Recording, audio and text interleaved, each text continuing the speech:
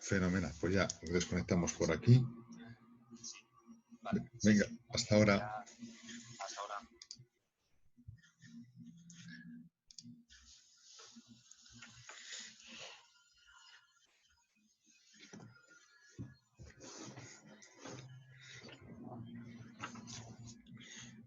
Buenos días, vamos a ir entrando.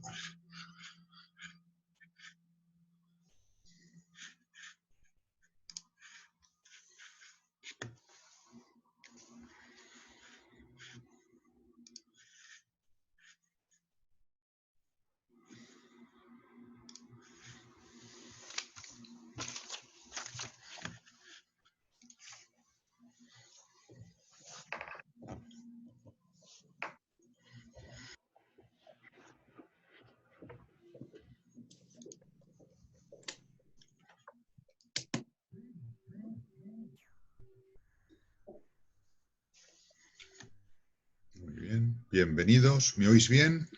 Sí. Sí. Vale, gracias. Bueno, mientras va llegando el resto, vamos a rezar una de María. Dios te salve María, llena eres de gracia, el Señor es contigo. Bendita tú eres entre todas las mujeres y bendito es el fruto de tu vientre, Jesús. Santa María, Madre de Dios, ruega ruega por por nosotros los pecadores, ahora y en la hora de nuestra muerte. Amén. Bien, en primer lugar, pediros disculpas porque por no adaptarme bien del todo, os he liado con las citas, los correos con los que os he enviado. Entonces, en principio, esta dirección es la que va a valer para todas las clases de sociología que nos queden y el horario que vamos a seguir es como si estuviésemos en el aula de San Dámaso. O sea, empezar 11:10, acabar a las 12, pausa de descanso, empezar la siguiente sesión y acabar a la 1. Y siempre la sesión se inicia a través de este enlace. Las sesiones que las voy grabando y luego las voy a ir subiendo. ¿De acuerdo? Las voy a ir subiendo al canal de YouTube y también a la carpeta compartida, solo el audio, ¿no? Salvo que el delegado, hablándolo con vosotros, diga, oiga, pues prescinda del audio o prescinda del canal de YouTube, y entonces yo prescindo de lo que me digáis. ¿De acuerdo? O si alguno pues tiene más dificultades para conectarse por el sitio donde vive o lo que sea. Muy bien.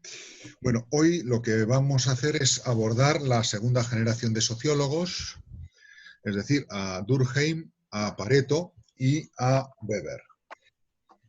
La gran aportación... Perdone, Sí, don ¿quién José. habla? Soy José María, delegado, ¿se me escucha? Sí, dime. Es que quería hacerle una pregunta con respecto al email que recibimos por parte del decano en relación a las distintas modalidades de evaluación. Sí. En su caso, los trabajos que nos está mandando computan para la nota final y se corresponde con la modalidad E, y si se aprueban ya no hay examen final que hacer.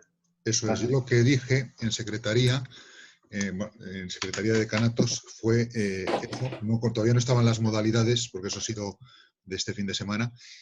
Dije eso, que se corresponde a la modalidad E, salvo para aquellos que suspendan porque no llegan a dar el suficiente contenido y comprensión en esas cosas, que habría un examen individual, si es posible físicamente, que no lo será. Entonces será pues vía telemática, ya lo concretaré con los que estén en esa situación, que espero que sean los menos posibles. Entonces yo el miércoles, porque es el día que no tengo clases, voy a redactar el PDF de cada asignatura y lo enviaré acá a todos los alumnos y a secretaría, que es lo que nos han pedido justo este fin de semana, ¿no? El viernes por la tarde nos llegó un email diciendo envíen un PDF diciendo ta. Entonces, el miércoles será elaborado los 7 PDFs que me tocan elaborar. Vale. Otra cosa. En principio, todo lo que estamos trabajando de esta manera es liberatorio y cuenta proporcionalmente a la materia. Eso tendría que calcular exactamente cada trabajo a qué parte de materia se corresponde, pero igual que el trabajo del último bloque es liberatorio, lo que vais haciendo de esta parte histórica es liberatorio, etcétera, ¿no? Segunda pregunta. Tengo otra duda. Sí.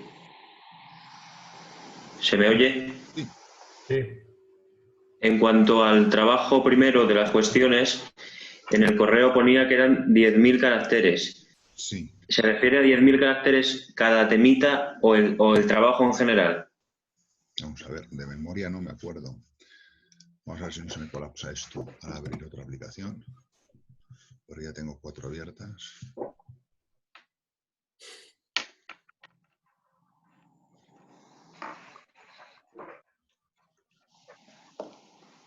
Porque 10.000 caracteres son como 3 páginas más o menos, ¿no?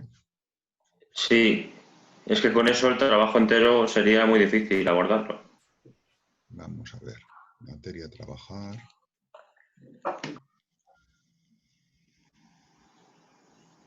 El cuestionario con las respuestas, documento Word o PDF máximo de 10.000 caracteres. Cuestionario parte histórica. Entrega hasta el 11 de mayo.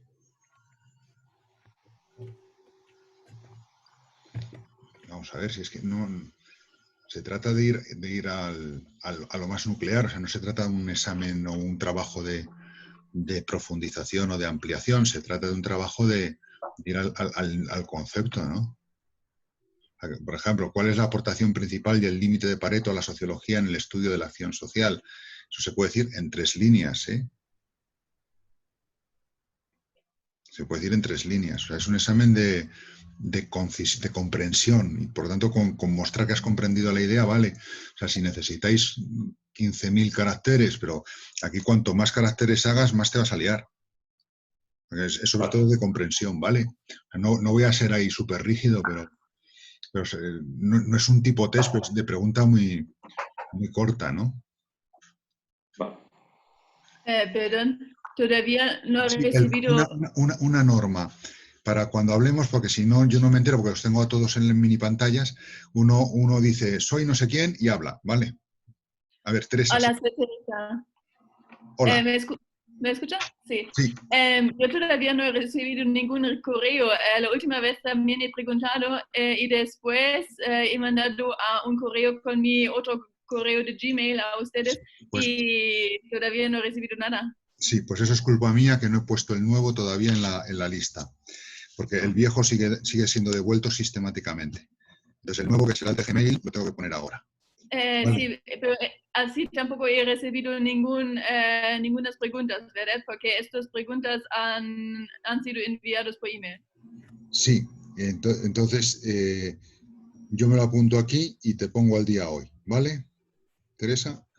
Muy bien. Si no, le pides al delegado mi teléfono y me llamas, ¿vale? Vale. Venga, gracias. Hola, soy Aaron. Lo mismo me pasa a mí. O sea, a mí me los han reenviado y yo esperaba que me enviase alguno más, pero a mí no me han llegado el resto. Algunos sí, porque me los han reenviado. ¿Pero tú tenías el correo mal? Sí. Vale, pues vale. Es que los correos hay que tenerlos bien en logos, no sé por qué será, pero... Sí, no, ese fue mi error. Ya lo corregí, pero supongo que a ti no te lo habrán mandado corregir. Vale, Aarón, vale. Muy bien. Sí. Estupendo. Si queréis, cuando acabemos la clase para este tipo de cuestiones, cuando acabemos la segunda hora, yo dejo abierta la sesión como un ratito y las cuestiones más particulares las ponéis en ese ratito, las cuestiones prácticas, no de comprensión de tema. ¿De acuerdo? Muy bien, pues vamos entonces adelante con la segunda generación de sociólogos.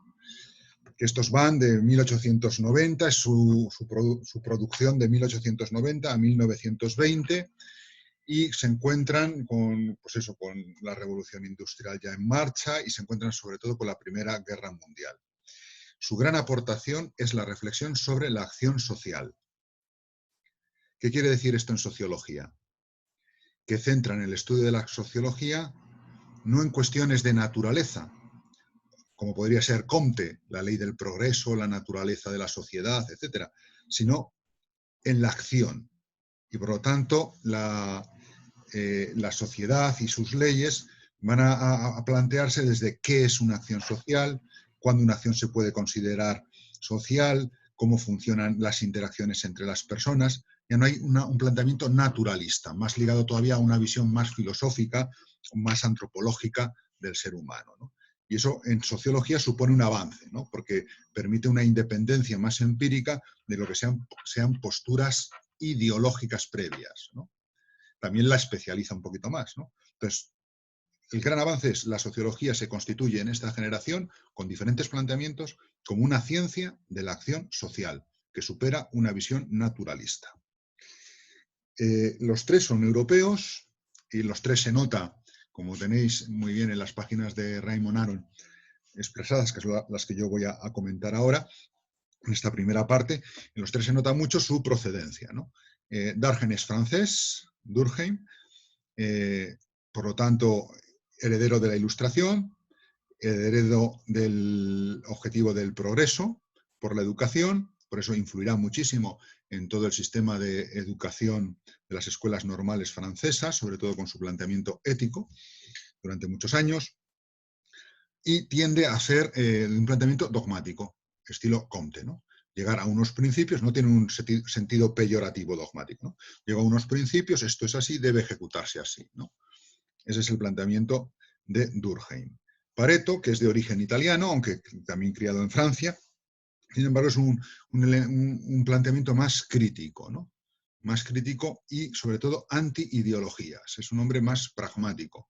Va a haber la acción con gran parte de fundamento en lo que es la economía y en ese sentido su gran enemigo son las ideologías. Él hace un sistema que ves que es provisional, no pretende ser definitivo y para siempre, al estilo de Comte, pero que les sirve para criticar pues, las ilusiones de los que son más humanitaristas, las falsas ilusiones de las izquierdas socialistas utópicas que estaban saliendo, las esperanzas de los revolucionarios.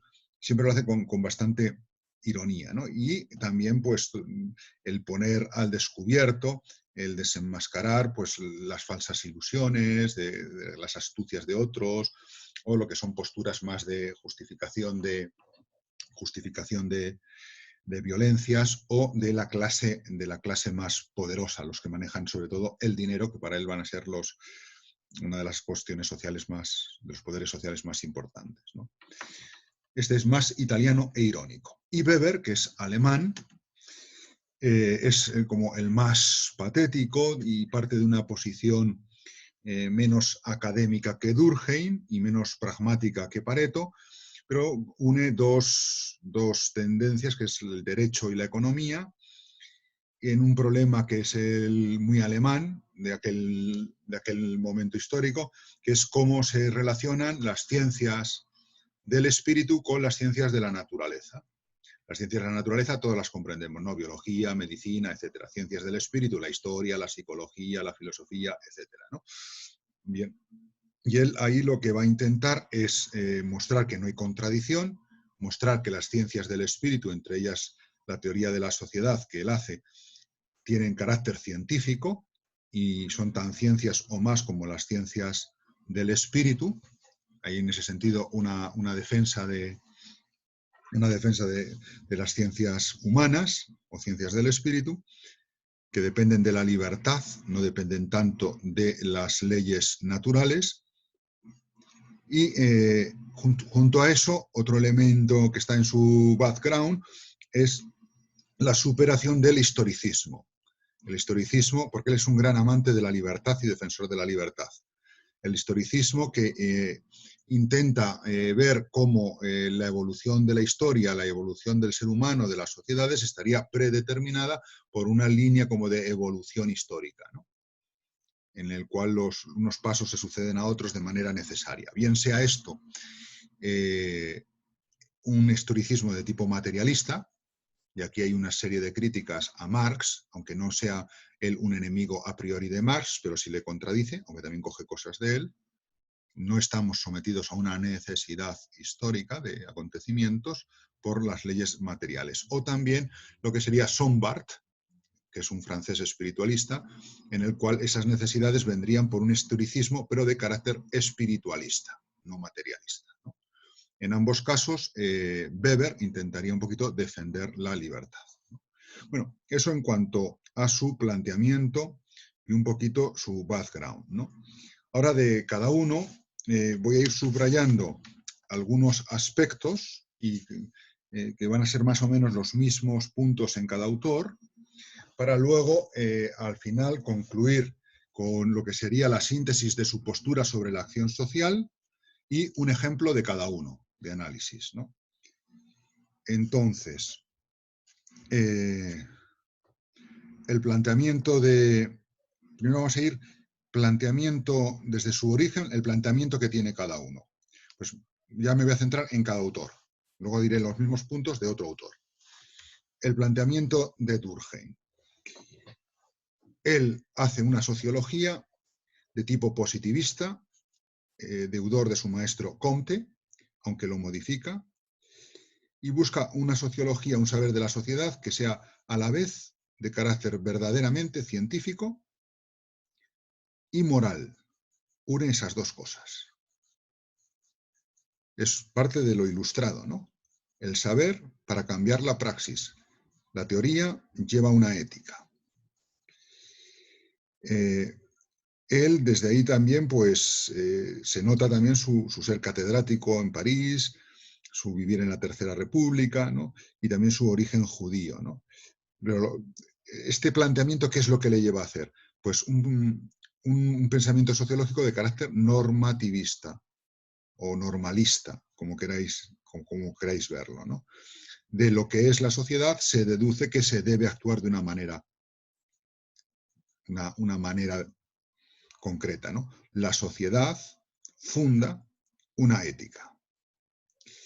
¿Qué tipo de ética es la que sale de un planteamiento como el de Durkheim? Una ética según una razón positivista, heredera de Comte, como he dicho, y al mismo tiempo una ética cuyo fundamento religioso es mínimo. No está excluido, pero es una ética que tiene un carácter laico, lo cual no quiere decir que sea incompatible con éticas de tipo religioso. Pero se edifica sobre la realidad de la sociedad, no sobre qué es el bien, cuál es el destino del hombre, cuál es la naturaleza humana, cuál es la voluntad de Dios. No son ese tipo de preguntas, sino de que la sociedad sea esto, se deduce que tiene que haber este primer principio que tiene un carácter casi sagrado. Independientemente de la religión que tengas, independientemente de tu escuela filosófica, independientemente de tu región de origen, ¿no? ¿Qué tipos de principios pueden ser estos que se van a deducir para la ética desde lo que es la sociedad? Pues hay dos centrales, ¿no? El primer principio es el principio del respeto a la persona. En una sociedad se debe respetar la persona. Y el segundo es la autonomía. Es decir, nadie puede suplantar el juicio individual de cada uno sobre sus propias obras. De manera que de cómo se estructure la sociedad, que sea la sociedad, de ahí viene su carácter dogmático que decía al principio, viene una ética. Una ética que tiene que tener esos dos principios, respeto y autonomía. ¿Qué papel juega, pasando a un siguiente punto, la religión en el planteamiento de Durkheim? Pues en el fondo es un laicismo no agresivo. La religión está presente en la sociedad, tiene su legitimidad, en ese sentido es menos atacante que Comte, su maestro, pero no cuenta a la hora de la constitución de la sociedad, ¿no? Salvo para ser estudiada, ¿no? Para ser estudiada. ¿Qué noción de sociedad tiene? Después de ver el papel de la religión. ¿Qué es la sociedad? Dentro de su contexto francés ilustrado kantiano, lo fundamental de la sociedad es el consenso. La sociedad está estructurada por el consenso. Un consenso que la estructura, la unifica. ¿Cuál es el enemigo que puede hacer daño a una sociedad? Lo que él llama, que luego lo veremos en el caso concreto, la anomia. Una sociedad que pierde consensos o ámbitos de consenso empieza a destructurarse y surgen ámbitos en los cuales no hay normatividad social ni normatividad ética. Eso se llama anomia, que viene de anomos, que quiere decir no a, nomos, norma o costumbre fija, ¿no? Bien. La sociedad, ¿cómo se estructura? Se estructura mediante la presencia en el hombre de dos conciencias. En nosotros habría una conciencia individual, por la cual yo sé que quiero hacer esto, me gusta esto otro, soy consciente de estos gustos, de estas apetencias, de estos planes, de estos proyectos, de esta libertad que yo tengo. Pero junto a eso, en mí, no fuera de mí, y esto es importante, en mí hay una conciencia colectiva que la sociedad me ha ido inculcando. Y es, esto no se puede hacer, o esto es de obligatorio cumplimiento, o sea, no se puede ser español y pensar esto. No se puede ser francés y actuar de esta manera. No se puede ser chino y actuar de esta otra, ¿no? Es decir, hay algo que según tu sociedad, y eso no lo vives tú como una cuestión externa, sino que está interiorizada. La conciencia colectiva son una serie de valores, creencias, normas de conducta, de estructuración de la sociedad que están dentro de ti. Esto en antropología lo hemos mencionado alguna vez como ese ámbito de el se piensa, el man de Heidegger, el ámbito de las creencias de Ortega y Julián Marías, lo que tiene vigencia social, ¿no? Y bueno, es un ámbito impersonal, pero que al mismo tiempo no está ahí fuera. Es, en cierto sentido, depende de mí, pero está interiorizado. Y ese sistema va cambiando lentamente a lo largo de los tiempos, ¿no? Bien, ¿cómo se relacionan la conciencia individual y la conciencia colectiva? La conciencia colectiva lo que hace es presionar por presión social a la conciencia individual. Es la fuerza de coacción. Fuerza de coacción. Tú no te atreves a ir descalzo a San Dámaso cuando os pase este rollo del coronavirus, esperemos que con la ayuda de Dios sea pronto, porque ¿qué van a decir de ti? Sin embargo, si estuvieses en Australia, tú llegarías al supermercado, ¿no? Y nada más bajarte del coche, te quitas los zapatos o las zapatillas o lo que lleves y vas por el Carrefour de allí absolutamente descalzo, ¿no? Y todo el mundo va así, ¿no?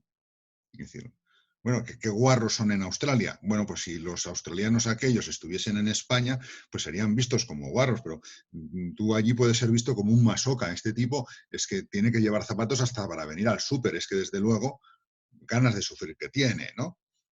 Es decir, bueno, ese tipo de coacción que tú no te ves libre, ¿no? Tienes que vencer para actuar de esa manera, sería la forma en que la sociedad impone desde dentro del individuo una presión, una serie de conductas a la acción social. La acción es social porque está sujeta a este tipo de presión por parte de la sociedad. Tú, por el hecho de vivir en una sociedad, quieras o no quieras, tienes esa conciencia colectiva que puedes ir haciendo más expresa o menos, pero que condiciona tu actuación. Tus actos, por lo tanto, no son puramente individuales nunca, sino que siempre están sometidos a esta presión social. Por eso, este planteamiento dogmático de Durkheim se conoce como un planteamiento holista, de Holos, holista. Luego veremos qué críticas se le pueden hacer o no, si son acertadas o no al planteamiento de Durkheim, ¿no? Bien. Bueno, pues ¿alguna pregunta de comprensión de lo que he dicho de Durkheim antes de pasar a Pareto? Si alguien quiere, que diga su nombre y tomando la palabra. Al lado, es que no os veo a todos y me pone muy nervioso no veros a todos. Y ahora me ha desaparecido. Aquí estáis. Aquí dos que están llegando ahora. Vale. Sí, profesor, soy Martín. Martín, sí. Sí, que puede repetir lo que decía un ratito antes sobre la repercusión de Durkheim en el sistema de educación de Francia. Sí, su visión de la sociedad y los valores morales ha marcado mucho, según dicen, yo tampoco lo sé directamente, lo que es los planteamientos de ética en las escuelas normales. Las escuelas normales yo creo que es el equivalente aquí a secundaria. Y quizá algo del bachillerato, no estoy seguro. Pero están del sistema estatal. Gracias. Algo parecido pasó aquí con la institución libre de enseñanza y un sistema de la izquierda hegeliana que se propuso, se difundió mucho a través de muy buenos maestros con muy buena pedagogía en España, porque tenía una visión con falta de libertad de la historia y muy marcada también por eso, pues no era Marx, pero era más humanista que Marx, pero parecido un poco a Marx, ¿no? Y eso ha marcado mucho España y sobre todo también México, porque muchos españoles fueron allí y muchos mexicanos se prepararon acá con ese sistema de la institución libre de enseñanza. De Giner de los Ríos, es el personaje más famoso. Bien, sí, está aquí al lado de mi casa la institución libre de enseñanza y el presidente Aznar, curiosamente, porque él es de derechas y la institución libre de enseñanza es de izquierdas, le pagó una reforma, está entre dos conventos de hijas de la caridad y esclavas, y la reforma, que costó una millonada, consistió en poner al edificio como unas barras por fuera, así en plan supermoderno, que es como una jaula, ¿no? Por dentro tú ves como si fuese transparente, pero desde fuera te parece que es una jaula, ¿no? Con lo cual dices, esto es la institución libre y ves una jaula, ¿no? De edificios, es un símbolo, ¿no? de otras cosas. Bien, ¿alguna pregunta más? Sí, yo, Víctor, tengo otra pregunta. Sí. ¿Durkheim ve bien entonces esta presión de la sociedad sobre el individuo? No es que lo vea bien o lo vea mal, se constata que es así. Pero está en contradicción con la autonomía que él quiere para el individuo, ¿no? Porque la sociedad le está imponiendo desde fuera. Eso será, es desde fuera, pero es desde dentro.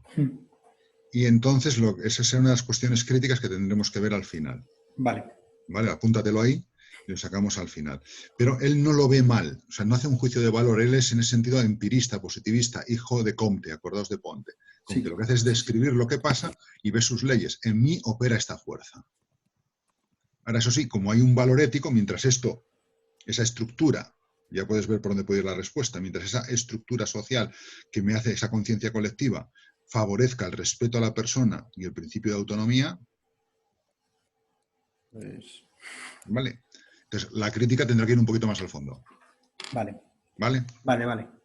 Sí, ¿alguna pregunta más? Vale, pues entonces pasamos a Pareto, ¿no? Y habíamos dicho, Pareto italiano, patricio, de ámbito patricio, es de la nobleza, eso le da también esa perspectiva un poco del que juega con capital y con una perspectiva más aristocrática del asunto que le permite estar como por encima, ¿no? Y ver las cosas sin involucrarse demasiado, ¿no? Él pertenece a la escuela, a diferencia de Durkheim, que es filósofo, catedrático, discípulo de Comte, su formación sobre todo es económica en la escuela de Lausana, ¿no? Y aparte de la crítica a las ideologías, que ya señalé antes como parte de su planteamiento y de su origen, él se caracteriza por intentar distinguir la ciencia de lo moral. La ciencia de lo moral. Voy a empezar a poner aquí delante, si soy capaz, el texto que os colgué en la carpeta compartir.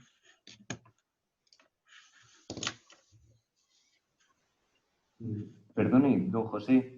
Sí. ¿Me escucha? Soy sí. José María. Dime. Es que un compañero me indica que está intentando entrar a la clase, se llama Luis, y que todavía no le deja entrar, por si puede conectarle.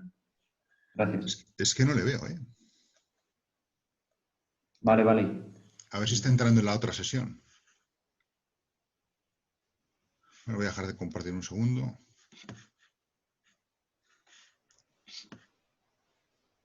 Participantes. Ah, sí, aquí está, ya le veo.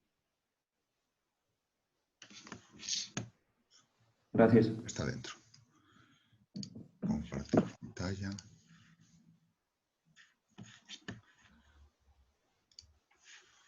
Vale.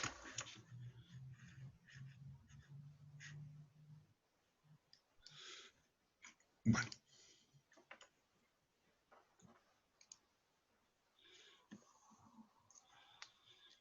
Vale.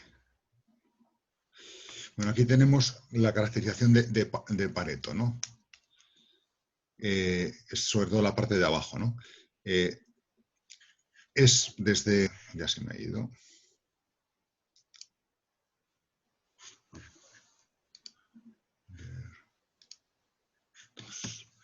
Vale. No sé si podéis verlo bien vosotros o no, dependerá. La calidad del escaneo no es muy buena, también porque la calidad de la impresión del libro tampoco es muy buena. Es un libro impreso con técnicas muy antiguas y se va borrando, ¿no? Mientras que Durkheim es un hombre que busca hacer una sociología científica, todavía tipo positivo, con leyes lógicas, Pareto, desde su posición aristocrática e irónica, se asemeja más a un hombre que lo que busca es, desde la política, desde la economía, algo político, ¿no? Y en ese sentido se le asimila más a lo que es la tendencia maquiavélica, ¿no? La tendencia maquiavélica. Él, como principio que descubre en su sistema, es una división global, aunque no es dialéctica, como la marxista, entre gobernantes y gobernados, entre las élites y las multitudes, entre los que son masa y lo que son la clase dirigente, ¿no? Y eso lo ve como algo que por naturaleza de la historia y de la sociedad va a estar siempre así, no va a cambiar nunca. Por lo tanto, el dirigente, que es el maquiavélico, es el que tiene que conducir a la masa hacia una máxima prosperidad, bienestar, paz social, etc., ¿no? Y la economía pues tiene sus propias leyes, ¿no? Él va a distinguir, y aquí está lo característico de su sistema, la acción social es aquella que tiene una significación económica. Fijaos que en Durkheim la acción social era aquella que se caracteriza por estar marcada por la conciencia colectiva. Por lo tanto, es una acción social. Tiene que tener en cuenta la sociedad en la que vive. Aquí el peso pasa a lo económico. Mi acción es significativa porque tiene una significación económica. Sin embargo, no se cierra ahí. Porque él dice que la sociedad, aunque muchas de las acciones que son decisivas son de ese tipo, económicas, que el significado está en lo económico, sin embargo hay acciones no significativas de relevancia social. Y eso es lo curioso, ¿no? Es bonito que le dé cabida, y ahí es muy antimarxista. Para Marx todo al final descansaba sobre las bases de la estructura de producción.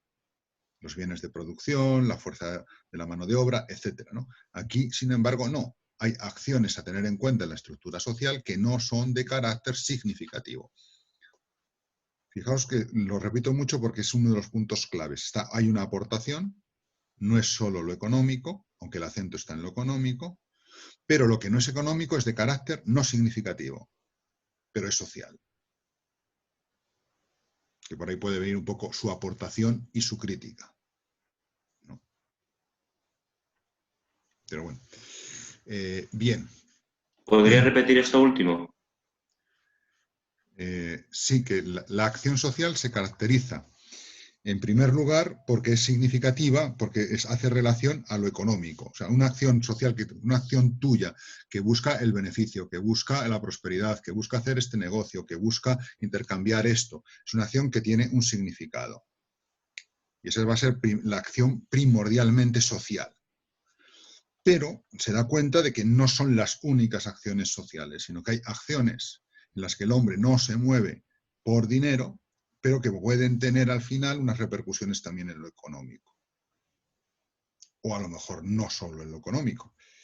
Y ese tipo de acciones las llama acciones no significativas. Y la sociología, para dar cuenta de todo el sistema social, tiene que tener en cuenta ambas. Las significativas, que son las económicas, que para él van a ser las más importantes, y las no significativas. Entonces, es bonito que al admitir las no significativas, reconozca una parte de la realidad y le dé una posibilidad de estudiarlo que no sea economicista. O sea, hay ámbitos de la vida de la sociedad que no se explican con razones de tipo economicista. Y estas merecen ser estudiadas. Y no hay que reducirlas al dinero, no hay que reducirlas a lo material, que se puede contar y pagar, ¿no? Ahora, es curioso, es un ámbito de acciones no significativo, porque realmente lo significativo es lo económico. Entonces, ahí está el asunto. Entonces, se diferencia de Marx, que sería en ese sentido mucho más materialista, mucho más economicista, y al mismo tiempo sigue la prioridad de lo económico. Se diferencia de Marx también porque Marx es una ley, como una especie de naturaleza dialéctica de la historia, de la materia, ¿no? Sin embargo, aquí no, lo que hay es un constatar desde los hechos que esto es así, ¿no? Entonces hay una apertura a empezar el estudio desde lo que es la acción social entendida de esa manera, ¿no? Entonces, la acción social es eso, y el juego entre unas cosas y otras, un tipo de acción significativa y otra, y el juego entre los gobernados y los gobernantes, entre la masa anónima y la élite dirigente, ese juego es la política. De manera que la sociología tiende a hacer una política. Ahora, como lo que estudia la sociología, que es auténtica ciencia, aunque sea una ciencia provisional, con un carácter no absoluto, no dogmático, etcétera, no tiene que ver con la moral, se establece una separación entre lo moral y lo social. De lo social no se deducen unas obligaciones morales, de lo moral no se deducen unas obligaciones sociales, ¿no? Que estudie la sociología. Bien, ese sería un poquito el núcleo del sistema de Pareto. En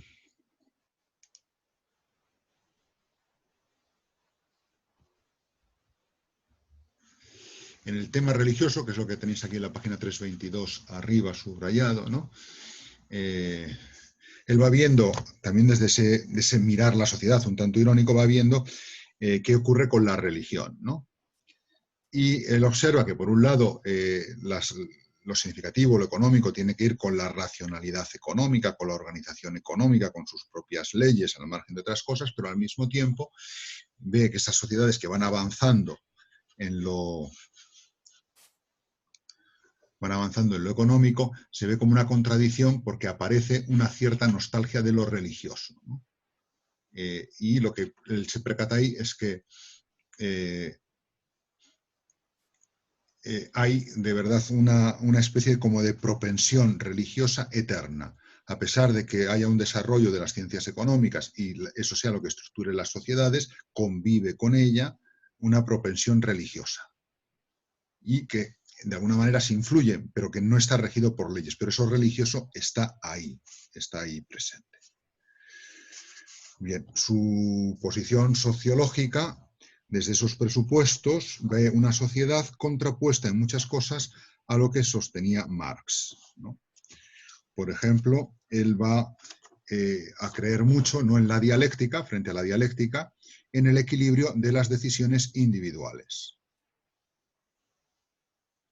Acordaos, Marx hay contraposición, hay dos clases. Aquí no, se parece un poquito más al consenso de Durkheim, pero más como más espontáneo, no hace falta que sea un consenso explícito, ¿no? Sino que tú vas actuando por tus intereses individuales, por tus significaciones individuales, y eso va llevando a un equilibrio. No tiene que haber necesariamente, de una manera constitutiva, natural, dos clases opuestas, que sean como tesis y antítesis. De hecho, en la sociedad, señala él, hay pluralidad de grupos.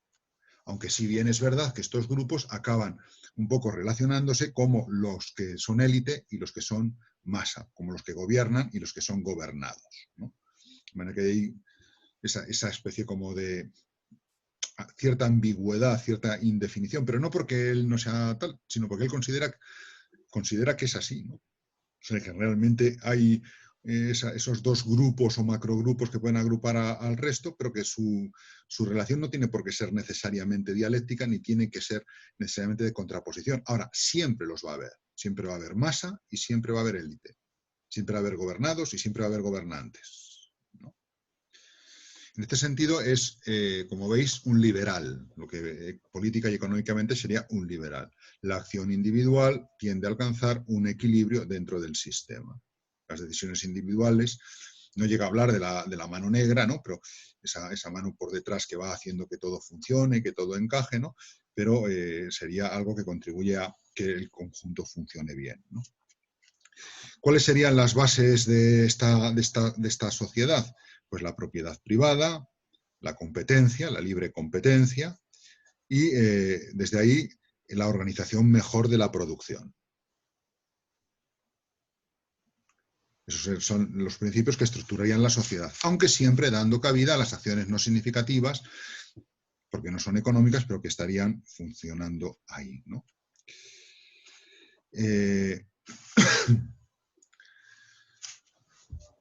Frente a Marx, ¿no? Frente a Marx, aquí lo que tenemos es un realismo social, ¿no? Marx parte más de una dialéctica teórica que luego aplica, y él lo que está haciendo es describir algo que empíricamente se va abriendo. Y desde eso empírico también hay un papel de la religión que puede influir en lo económico, ¿no? Esto no significa que él no reconozca méritos de la sociología de Marx, como la realidad de la lucha de clases, ¿no? Por ejemplo, pero no le da ese carácter absolutamente dialéctico y necesario. Bien, esto sería como lo fundamental del señor Pareto y la acción social, definida como acciones con sentido, significativos o económicas, y acciones sin sentido, que también influyen en esa, que serían las no económicas. No tendrían significado, pero ambas son sociales, porque influyen en la marcha de la sociedad. Entonces hacemos una mini pausa para que me preguntéis vosotros alguna duda sobre Pareto. Voy a dejar de compartir la pantalla y así os veo un poquito más a todos. ¿Pregunta sobre Pareto? ¿Tiene alguien? Sí, yo, profesor Martín. Sí. ¿Puede repetir las bases que decía de la sociedad según Pareto? Decía de propiedad privada y otras dos cosas. ¿Puede repetirlas? Lo que estructura, sí, la propiedad privada, el principio de libre competencia y la organización de la producción. Pero vamos, lo importante no son tanto que sean esas tres, sino que bueno, que es una prioridad de lo económico, del pensamiento liberal, ¿no? Lógicamente, ahí la decisión libre tiene mucha cabida, ¿no? ¿Vale? ¿Alguna pregunta más sobre Pareto? Sí, yo, Nacho, tengo otra. A ver, Nacho. No entiendo muy bien las acciones no significativas que sí que contribuyen a la sociedad y no tienen carácter moral, porque dice aquí que la sociología está separada de la moral. Esas otras acciones tienen carácter moral, pero eso no deviene de lo social. O sea, que estén separados. La separación entre moral y sociología es solo de que una no deviene de la otra, pero no que no se influyan la una a la otra. Hay moral. Tú a lo mejor, por ejemplo, eres un capitalista, pero no te haces un capitalista salvaje a la hora de pagar a tus empleados porque tienes una moral, ¿no? Y en ese sentido, tu moral no es significativa porque no tiene un significado económico real, no está motivada por una decisión económica, pero lo moral, que parece absurdo a tus compañeros capitalistas, si tú con tu industria no haces esto y todos los demás sacamos 3 de beneficio y tú con esto vas a sacar 1, incluso te vas a ver en apuros, ¿no? Tu acción no tiene sentido. Pero sin embargo tu acción es social. Vale. ¿No? Vale. Ese ejemplo a lo mejor ayuda un poquito, ¿no? Muy bien. ¿Alguna pregunta más? ¿No? Fenomenal. Pues entonces seguimos con el tercero, que nos quedan 5 minutos. Vamos a ir, bueno, vamos bien de tiempo. El tercero es Weber, que este es muy famoso. De él tenéis uno de los posibles libros de lectura, que a lo mejor alguno ya se lo ha leído, el de La ética protestante y el espíritu del capitalismo, que es uno de los libros que más ha influenciado en el pensamiento actual. Ya os he dicho antes, patético, alemán, intenta unir ciencias del espíritu y ciencias de la naturaleza, mostrando que las ciencias del espíritu tienen su unidad y su superioridad, ¿no? Bien, pues se le conoce, igual que a Durkheim se le conoce como el sociólogo de la presión o coacción social y como holista, a Weber se le conoce como el sociólogo de la comprensión, la Verstehen, ¿no? Una comprensión que él intenta que sea a la vez individual y colectiva. O sea, tengo que un poco tener en cuenta lo que sería una aproximación más psicológica, lo que la psicología intenta de comprender las motivaciones de una acción, unas más conscientes, otras menos, pero también las motivaciones de las acciones que afectan a una colectividad, ¿no? Es lo que él busca. Pero sin caer en una especie de subjetivismo, ¿no? Esta comprensión tiene que dar lugar a una sociología que es una ciencia objetiva de lo social, una ciencia objetiva de la sociedad, ¿no? Eso sí, independiente de las metafísicas. Las metafísicas, bien sean de tipo dialéctico, de tipo marxista, del tipo que sean, huye de la naturaleza, ¿no? Entonces, lo que hace que una acción sea social es que es comprensible desde el punto de vista individual y colectivo. Él va a unir en su formación y en su pensar la sociedad, su tradición jurista junto con la económica y junto con su visión de la religión, a la que él va a tener especialmente presente. Del punto de vista jurídico le viene que una acción es social cuando tiene un sentido subjetivo. Un sentido para la persona de cara a los demás, ¿no? Él va a intentar unir la praxis, la política, ¿no? con la teoría social. En ese sentido es un poquito, ¿cómo decirlo?, un poco utópico a lo mejor, ¿no? No dogmático porque es muy de la acción del sujeto que intenta obrar con un sentido en sus acciones, un sentido social, pero sí es verdad que dice, lo que yo tengo en la teoría tiene que repercutir en la política, ¿no? De alguna manera, ¿no? De ahí que haga propuestas a veces un poco naifs, ¿no? Un poco inocentonas, ¿no? De las reformas parlamentarias para mejorar el Tercer Reich y demás, ¿no? Y en ese sentido también da mucha importancia a la libertad, ¿no? El sentido, ¿qué quiere decir lo del sentido subjetivo? El sentido subjetivo viene del campo jurídico porque una ley, una vez que está objetivada, promulgada, dice, tú puedes salir el fin de semana con tu hijo si es menor de 12 años 1 hora sin alejarte 1 kilómetro de casa. Si tienes varios hijos puedes salir de 2 en 2 o de 3 en 3, tal. Ley objetiva, ¿no? Que se promulga para tal no sé cuántos, ¿no? Y luego viene, bueno, y entonces, y si salgo con uno 1 hora y con otro otra hora y con otro otra hora, yo puedo salir 3 horas, ¿no? ¿Eso estaría faltando a la objetividad de la ley o no estaría faltando a la objetividad de la ley? ¿Cuál es el sentido de la ley? La ley tiene una objetividad, pero luego está el sentido subjetivo. En las parroquias se permite a los ciudadanos durante el confinamiento salir a la farmacia, salir a la compra, salir a atender a personas vulnerables, tal, no sé qué. Se permite, porque es un derecho constitucional, el ejercicio de la fe, las iglesias pueden estar abiertas, pueden en principio tener celebraciones mientras se respeten las condiciones de sanidad correspondientes, tal, no sé qué. Vale. Ahí está el objetivo. Ahora, aplícalo. Dale un sentido subjetivo. Entonces, cada obispo ha aplicado a sus diócesis unas medidas más o menos parecidas, pero también que difieren en algunos puntos, y ahí cada uno de ellos tiene su responsabilidad, ¿no?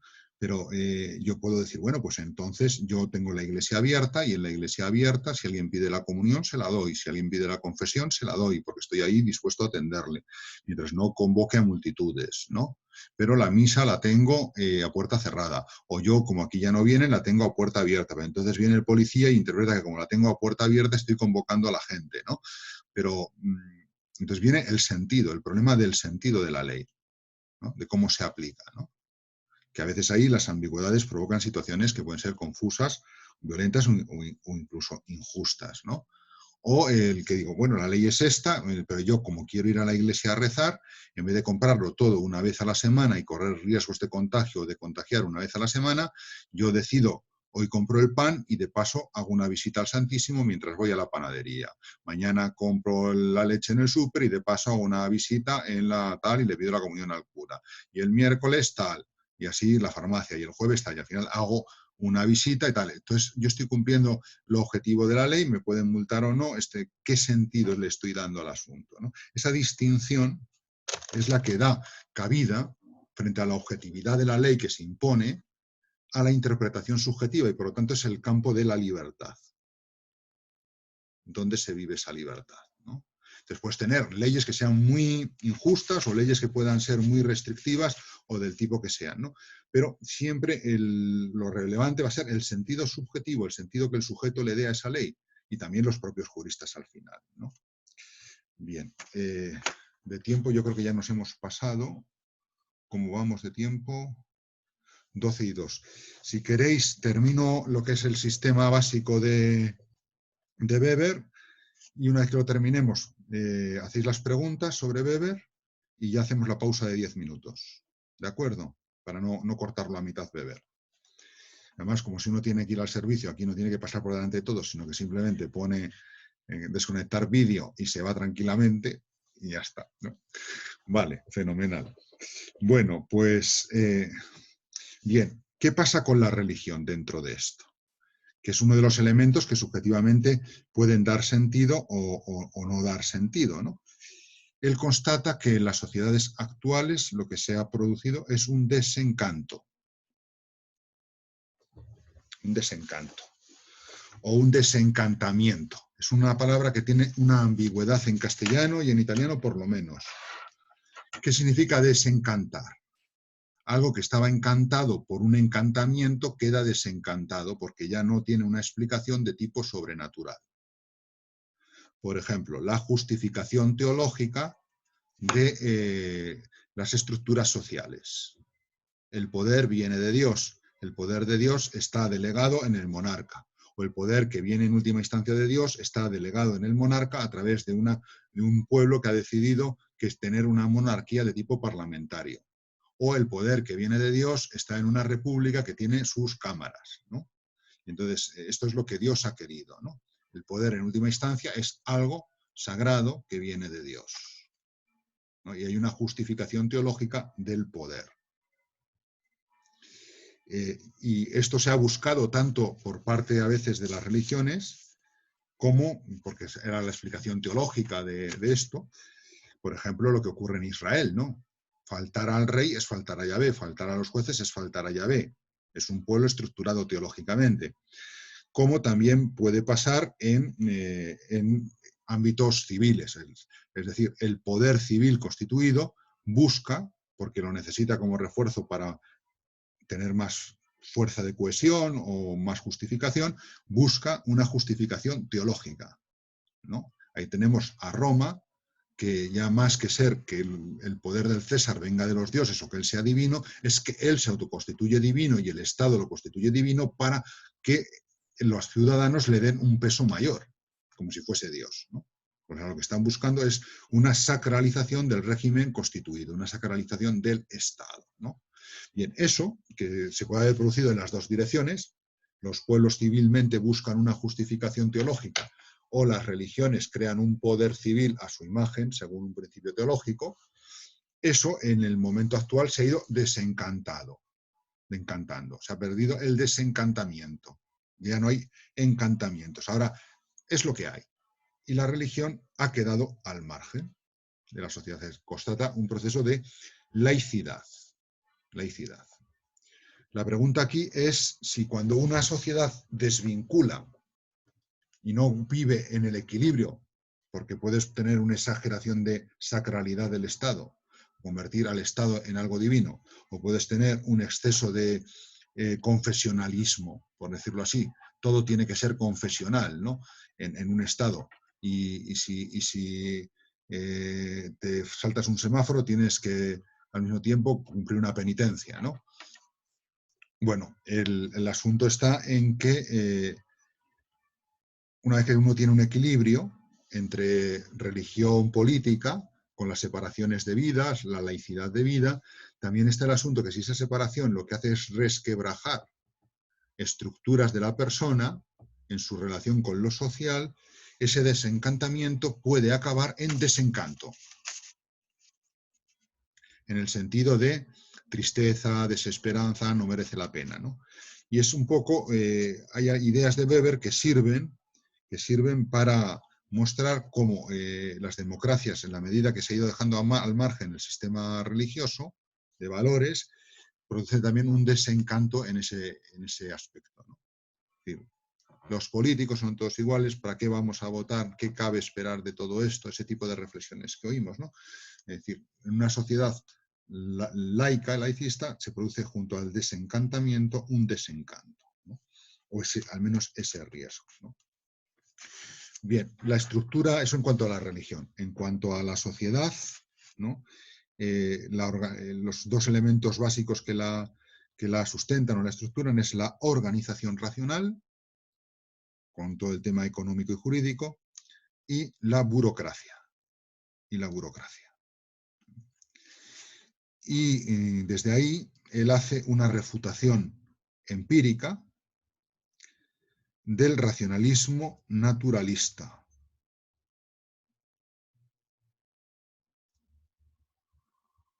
Lo que encuentra es la acción social. Y eso lo hace, entre otras cosas, apoyándose en su sociología religiosa. Él va a mostrar cómo la religión configura la estructura. O sea, la organización racional y la burocracia dependen, en parte, de los valores religiosos de un pueblo. De manera que no todo se justifica de una manera positivista, de una manera naturalista o de una manera idealista, ¿no? Y eso es lo que hace en el libro ese de La ética protestante y el espíritu del capitalismo. Bien, paramos aquí. Son ahora mismo... Ah, no, tenéis que hacerme las preguntas de comprensión antes de la parada. Preguntas de comprensión de Weber. ¿Quién quiere preguntar algo? Yo una pregunta. Sí. Soy Clara. ¿Por qué ha dicho que es utópico? Es que no he entendido muy bien eso. Utópico. No sé si has puesto un ejemplo. Cuando tiende a aplicar, sí. Cuando busca lo del sentido subjetivo. Es decir, él en el fondo, es, ¿cómo decirlo? Él piensa que al mostrar eso, él puede mejorar, o sea, conserva algo de la ilustración. Es decir, yo descubro esto de la ley social, de lo que son las ciencias del espíritu, y de ahí puedo deducir principios que me ayuden a mejorar la sociedad, y descubriéndolos, esas propuestas se van a abrir camino, ¿no? Es un poco lo de, sabiendo lo que es la sociedad, yo lo muestro y entonces la sociedad mejora, ¿no? Entonces, que yo conozca no significa que mejore. Que yo conozca tampoco significa que vayan a hacerme caso y por lo tanto aplicarlo. Y tampoco significa que lo que yo conozca sea el ideal o lo mejor. Aunque los elementos que yo estoy conociendo sí me sirven para ello, ¿no? En ese sentido es un poco en el sentido socrático, ¿no? Si tú conoces el bien, harás el bien. Pues ojo, puedes conocerlo y no. Puedes proponer a la sociedad, este es lo ideal, y la sociedad decir, pues paso. Vale. Muy bien. ¿Alguna pregunta más? Gracias. ¿Hay alguien más? 1, 2 y 3. Bien. No me chateéis, porque podéis tomar la palabra, Zarías, porque si no, no me entero. Es todo que sea verbal. ¿Qué es lo que quieres preguntar, Zarías? No puede hablar Zarías. Repita lo último que dijo acerca de la sociedad, pero que se refería a la religión. Bueno, luego me lo preguntas al final en en el tiempo de prolongación de la última clase y me explicas exactamente qué es. Vamos a rezar el Regina Coeli y hacemos pausa de 10 minutos. Reina del cielo, alégrate, aleluya, porque el Señor, a quien has merecido llevar en tu seno, aleluya, ha resucitado según su promesa, aleluya. Gózate y alégrate, Virgen María, aleluya, porque el Señor ha resucitado en verdad, aleluya. Oh Dios, que has comunicado la alegría al mundo con la noticia de la resurrección de tu Hijo, te pedimos que por intercesión de nuestra Santísima Madre, la Virgen María, alcancemos un día la gloria de la resurrección. Por Jesucristo nuestro Señor. Amén. Amén. Bueno, pues son y 12 pasadas, pues hay 22. Nos volvemos a juntar aquí. Ahora ya corto la sesión. Es el mismo enlace, ¿eh? Siempre el mismo enlace. Hasta dentro de 10 minutos. Hasta ahora.